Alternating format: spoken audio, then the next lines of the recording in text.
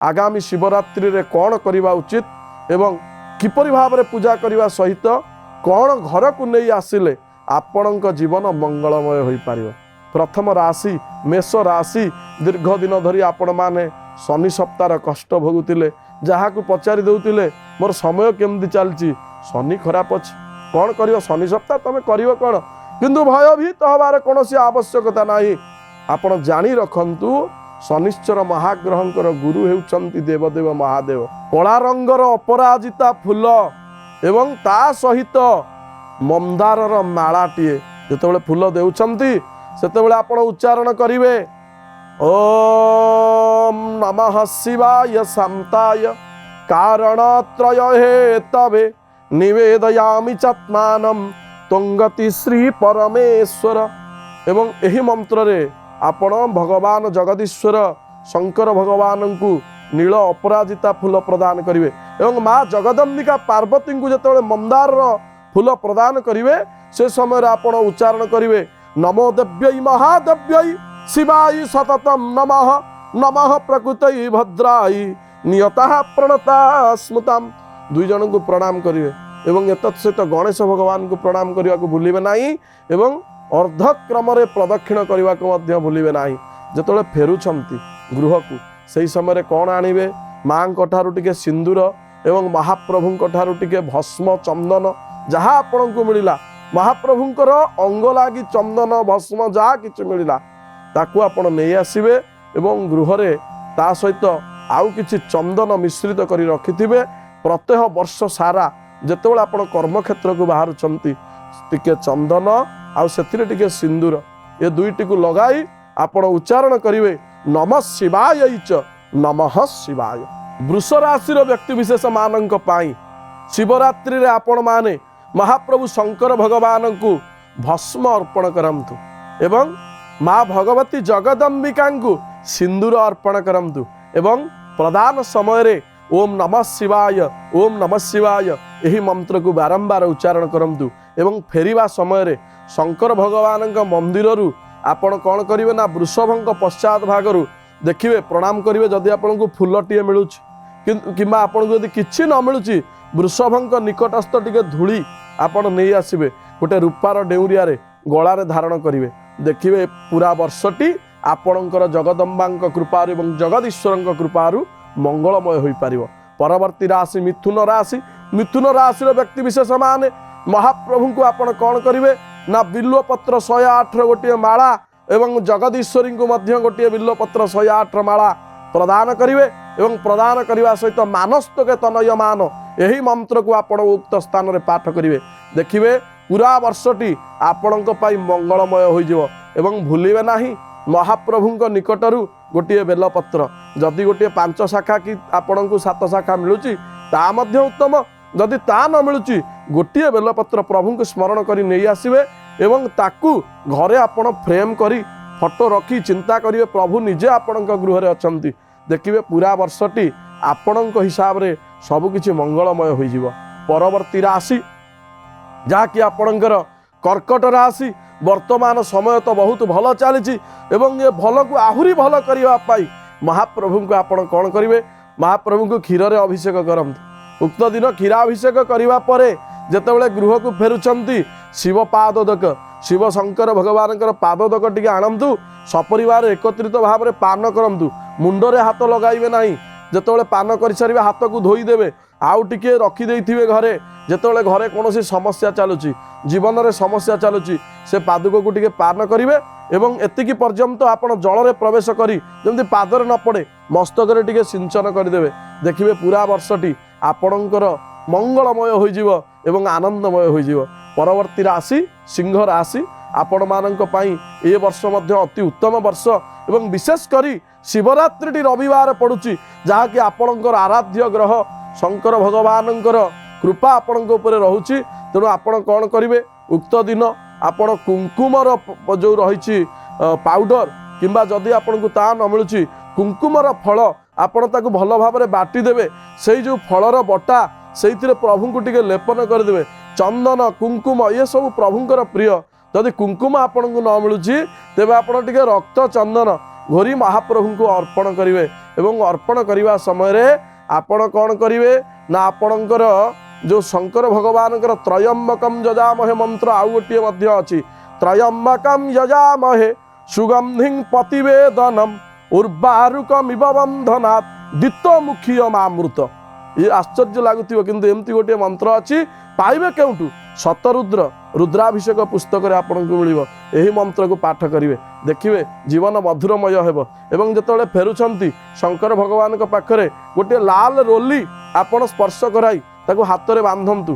ବାନ୍ଧିବା ଦ୍ୱାରା ଦେଖିବେ ସମସ୍ତ କ୍ଲେଶ ଦୂରୀଭୂତ ହୋଇଯିବ, ଶତ୍ରୁ ନିପାତ ହୋଇଯିବେ ଏବଂ ସମୟ ସୁଖରେ କାଳାତିପାତ କରିବେ। ପରବର୍ତ୍ତୀ ରାଶି ଯାହାକି ରହିଛି କନ୍ୟା ରାଶି। କନ୍ୟା ରାଶିର ବ୍ୟକ୍ତି ବିଶେଷ ମାନେ ଆପଣ ମହାପ୍ରଭୁଙ୍କୁ ମହାଶିବରାତ୍ରିରେ ବିଜୟ ସ୍ନାନ କରାନ୍ତୁ। ବିଜୟ ସ୍ନାନ କହିଲେ ଆପଣ ବୁଝିପାରୁଥିବେ, ଏବଂ ଯଦି ନ ଜାଣିପାରିବେ ଆପଣ ଜାଣିଥିବା ବ୍ୟକ୍ତିଙ୍କ ସହିତ ଯୋଗାଯୋଗ କରି ଜାଣିପାରିବେ ଯେ ବିଜୟା କହିଲେ କ'ଣ। ତାକୁ ଆପଣ ସବୁବେଳେ ଅର୍ପଣ କରନ୍ତି। ତାର ପତ୍ରକୁ ଆପଣ ବାଟି ମହାପ୍ରଭୁଙ୍କ ଉପରେ ଲେପନ କରିବେ। ମନ୍ତ୍ରଟି ପାଠ କରୁଥିବେ। ବିଜୟଂ ଧନୁକ ପରଦିନ ବିଶଲ୍ୟ ବାଣ ବାହୁତ ଅନେଶନ୍ନଶୟା ଈଶବ ଆଭୁରସ୍ୟ ନିସଙ୍ଗଦି। ଏହି ମନ୍ତ୍ର ପାଠ ହେଉଥିବ ଏବଂ ମହାପ୍ରଭୁଙ୍କର ତ ପ୍ରିୟ ଆପଣ ଜାଣିଛନ୍ତି ଭୋଲେ ବାବା, ତାକୁ ଟିକେ ପାନ କରନ୍ତି। ତେଣୁ ଆପଣମାନେ ପାନ କରିବେ ନାହିଁ, ଆପଣ ଖାଲି ମହାପ୍ରଭୁଙ୍କୁ ଅର୍ପଣ କରି ଘର୍ଷଣ କରି ତାଙ୍କ ଉପରେ ପୁନର୍ବାର ଗୋଟିଏ ଗରା ଜଳ ଲାଗି କରିଦେବେ, କାହିଁକିନା ମହାପ୍ରଭୁ ହେଉଛନ୍ତି ଜଳଧାରା ପ୍ରିୟ ଶିବ। ଏବଂ ଯେତେବେଳେ ଫେରୁଛନ୍ତି ଗୃହକୁ, ଫେରିବା ସମୟରେ ମହାପ୍ରଭୁଙ୍କ ପାଖରୁ ଗୋଟିଏ ମନ୍ଦାର ଫୁଲ ନେବେ। ସେ ମନ୍ଦାର ଫୁଲଟିକୁ ମା ଭଗବତୀ ଜଗଦମ୍ବିକାଙ୍କ ମସ୍ତକ ସ୍ପର୍ଶ କରାଇବେ ଏବଂ ପୁନର୍ବାର ଯେତେବେଳେ ଗଣପତି ଭଗବାନଙ୍କ ପାଖକୁ ଆସୁଛନ୍ତି ତାଙ୍କ ନିକଟରେ ସେ ଫୁଲଟିକୁ ଆପଣ ଦେଖାଇ ମାଗିବେ, ହେ ପ୍ରଭୁ ମୋର ସମସ୍ତ ବିଘ୍ନ ନାଶ କରିଦିଅ, ମୋତେ ଜୟଯୁକ୍ତ କରାଅ। ଏବଂ ସେଇ ମନ୍ଦାର ଫୁଲଟିକୁ ଘରକୁ ଆଣି ନିଜେ ଗୋଟିଏ ଡେଉଁରିଆରେ ହେଉ ବା କୌଣସି ଦ୍ରବ୍ୟ ବା ଡବାରେ କେଉଁଠି ପ୍ରକାରରେ ଆପଣଙ୍କ ଠାକୁର ପାଖରେ ରଖିବେ, ପୂଜା ଅର୍ଚ୍ଚନା କରିବେ। ପୁରା ବର୍ଷଟି ଆପଣଙ୍କର ମଙ୍ଗଳମୟ ହୋଇଯିବ। ଏବେ ଜାଣିବା ତୁଳା ରାଶିର କଥା। 3 ଗୋଟି ନକ୍ଷତ୍ର ଚିତ୍ରା ତୁଳା ହେଉ, ଆପଣଙ୍କର ସ୍ୱାତି ହେଉ, ବିଶାଖା ହେଉ, 3 ଗୋଟି ନକ୍ଷତ୍ର ଯାହା ହେଉନା କାହିଁକି ଆପଣଙ୍କ ପାଇଁ ଏଇ ବର୍ଷ କ'ଣ ଦରକାର? ଧନ ଦରକାର, ସୁଖ ଦରକାର, ଆନନ୍ଦ ଦରକାର। କାହିଁକିନା ଆନନ୍ଦର ସମୟ, ତାର ମଧ୍ୟ ଆପଣ ଫାଇଦା ନେବା ଆବଶ୍ୟକ। ତେଣୁ କ'ଣ କରିବେ? ମହାପ୍ରଭୁଙ୍କୁ ଆପଣ କ'ଣ କରିବେ ନା ଦଧି ବୋଲି ଆମେ ଯେଉଁ କୁହେ, ଦହିରେ ଆପଣ ତାଙ୍କୁ ଅଭିଷେକ କରିବେ ଏବଂ ଅଭିଷେକ କରିବା ସମୟରେ ଓମ୍ ନମଃ ଶିବାୟ ମନ୍ତ୍ରରେ ମଧ୍ୟ ଆପଣ ଦଧି ଅର୍ପଣ କରି ମହାପ୍ରଭୁଙ୍କୁ ସ୍ନାନ କରାଇବେ। ଏବଂ ଯେତେବେଳେ ଘରକୁ ଫେରୁଛନ୍ତି କ'ଣ କରିବେ ନା ମହାପ୍ରଭୁଙ୍କ ମନ୍ଦିରରେ ଲାଗି ହୋଇଥିବା ପତାକାଟିଏ ଯଦି ଆପଣଙ୍କୁ ମିଳୁଛି, ପତାକାଟିକୁ ଗୃହକୁ ନେଇ ଆସିବେ ଏବଂ ଆପଣଙ୍କ ଗୃହର ନୈಋତ୍ୟ କୋଣ, ଯାହାକୁ ଆମେ ଇଂରାଜୀରେ କହୁଛେ ସାଉଥ୍ ୱେଷ୍ଟ କର୍ଣ୍ଣର, ସେହି ସ୍ଥାନରେ ଏ ପତାକାଟିକୁ ଲଗାଇ ଦିଅନ୍ତୁ। ଜୀବନରେ ରାହୁର କ୍ଲେଶରୁ ଆପଣ ରକ୍ଷା ପାଇଯିବେ ଏବଂ କୀର୍ତ୍ତିମୁଖ ଯିଏକି ମହାପ୍ରଭୁଙ୍କ ଦ୍ୱାରା ସୃଷ୍ଟି, ତାଙ୍କର କରୁଣାରୁ ଆପଣଙ୍କ ଜୀବନ ଆନନ୍ଦମୟ ହୋଇଯିବ। ପରବର୍ତ୍ତୀ ରାଶି ଯାହାକି ହେଉଛି ଆପଣଙ୍କର ବିଛା ରାଶି। ମଙ୍ଗଳ ହେଉଛନ୍ତି ଅଧିଷ୍ଠାତ୍ର ଗ୍ରହ ଏବଂ ଏହି ବର୍ଷ ଶିବରାତ୍ରିରେ ଆପଣ କ'ଣ କରିବେ?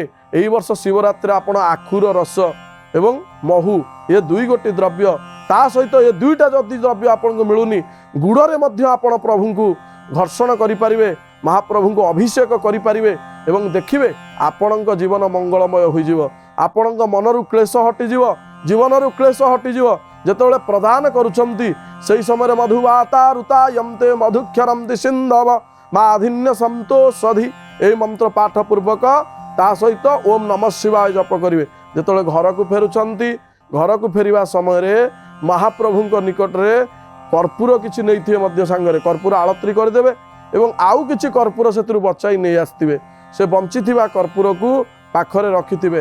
ଯେତେବେଳେ ଭଲ କାମରେ ଘରୁ ବାହାରି ଯାଉଛନ୍ତି, ଖଣ୍ଡିଏ କର୍ପୂର ପକେଟରେ ରଖି ଆପଣ ଯିବେ, ଦେଖିବେ ଆପଣଙ୍କୁ ସର୍ବଦା ଲକ୍ଷ୍ମୀ ପ୍ରାପ୍ତି ହେବ ଏବଂ ଜୀବନ ଆନନ୍ଦମୟ ହୋଇଯିବ। ତେବେ ବର୍ତ୍ତମାନ ଜାଣିବା ପ୍ରିୟର ଦର୍ଶକ ବନ୍ଧୁମାନେ, ଧନୁ ରାଶିରେ ଯେଉଁମାନେ ଜନ୍ମିତ, ମୂଳା ଧନୁ ହେଉ, ପୂର୍ବାଷାଢ଼ ଧନୁ ହେଉ, ଯେଉଁ ନକ୍ଷତ୍ର ହେଉନା କାହିଁକି, ସମସ୍ତ ଧନୁ ରାଶିର ବ୍ୟକ୍ତିତ୍ୱ ଆପଣ କ'ଣ କରିବେ?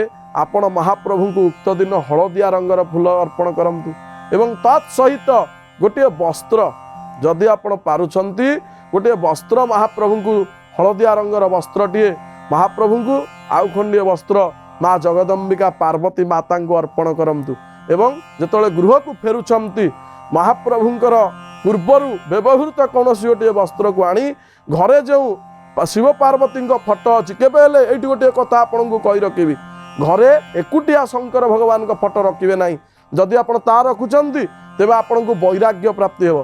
तेणु शंकर और भवानी वंदे श्रद्धा विश्वास रूपिण तांको पाखरे से कपड़ाटी को लगाई देबे एवं पूजा अर्चना करिवे, देखिए जीवन आनंदमय हो जिवो। मकर राशि वर्तमान निकट में आपण जो शनि सप्ताह बाहरी तथापि टिके शरीर रोगयुक्त रोचे, तेणु ए रोगर मुक्त पाई आपण कौन करिवे ना घृताभिषेक महाप्रभु शंकर भगवान को गुआ घीरे महाप्रभु को आपण टिके से दिन अभिषेक करदेवे एवं जगदम्बिका राजराजेश्वरी जो स्नान करुचंती तांकु मध्य घृत द्वारा टिके आपण लेपन कराई नेबे, देखिए आपणकर ये वर्षटी सुंदर भाव में कटिबो, रोगमुक्त हो एवं जेतोले फेरुछंती उभयंकर स्नान जल को नहीं आसबे, निजे पान करने सहित आपणकर मस्तक सिंचन करी आपण स्नान करदेवे, देखिए जीवन मंगलमय हो एवं परवर्ती राशि जहाँ रही आपणकर कुंभ राशि।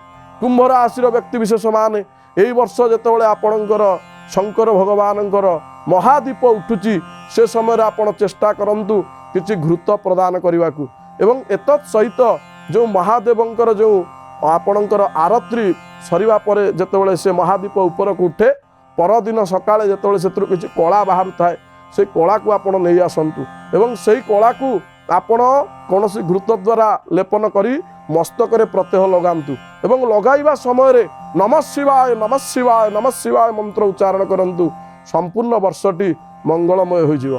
शेष राशि मीन राशि जहाँ कि वर्तमान आपण भयभीत अछंती शनि सप्ताह कथा नहीं विशेष भाव में आपण को कौन असुविधा हेब ना, कहीं शनि होउचंती कर्मफल दाता। जदि आपण कर्म ठीक अच्छी तेबे कौन प्रकार आपण कष्ट पाइबेनी, किंतु जदि कर्म ठीक ना किए आपण को रक्षा करियो, केवल मात्र देवदेव महादेव, केवल मात्र आशुतोष शंकर भगवान। तेणु आपण को उक्त दिन प्रयोग करिवार अछि कौन ना उक्त दिन आपण कदली बा रंभा फल, कहीं रंभा फल होउची हनुमंत महाराजंकर प्रिय एवं सही रंभा फल शंकर भगवान प्रिय। तेणु रंभा फल द्वारा घर्षण करी महाप्रभु को आपण जलार्घ्य प्रदान करिवे एवं तत्सहित उक्त दिन शिव मंदिर रे आपण किछि मात्रा रे सीताराम सीताराम जप करिवे एवं यह सहित हनुमंतर 40 पठन करिवे। शंकर भगवान को एकादश रुद्र स्वरूप चिंता करी पूजार्चना करिवे एवं फेरिबा समय रे महाप्रभुंकर पाखरे जो कदली लगी होइछि सेही कदली गोटे नहीं आसंतु, सपरिवार एकत्रित भाव में किछि मात्रा रे टिके टिके पान करंतु, एही भली मुद्रा रे आपण पान करिवे। तेबे दर्शक बंधु ये थिला आपण मानक पई द्वादश राशि कथावस्तु। आशा करे यही कथावस्तु गुड़ी को ग्रहण करी कार्य लगाई आपण जीवन में आनंद उपभोग करिवे।